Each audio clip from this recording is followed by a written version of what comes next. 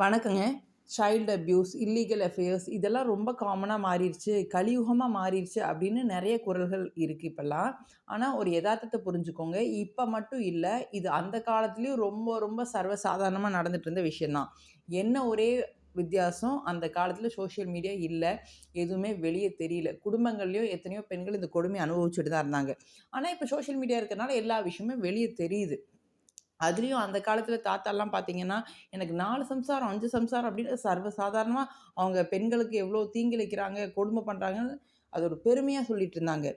அதுவும் வந்து நம்ம நாட்ல ஒரு எத்தனையோ பெண்கள ஒருத்தர் திருமணம் பண்ணி, அதுல ஒரு பெண்ணுக்காக தாஜ்மஹால கட்டினத வந்து காதல் சின்னமா கொண்டாடுறோம். அந்த அளவுக்கு காதலுக்கு கேவலமான டெஃபினிஷன் குடுத்துட்டுருக்கோம். இதுதான் நம்ம நாட்டுடைய நிலை. அதனால அந்த காலம், இந்த காலம்லாம் இல்ல. எல்லாமே நடந்துட்டு தான் இருக்கு. இன்னும் சொல்லப்போனா அந்த காலத்த விட இந்த காலத்திலே ஆண்கள் வந்து பெண்களுக்கு மதிப்பு தர்றாங்க.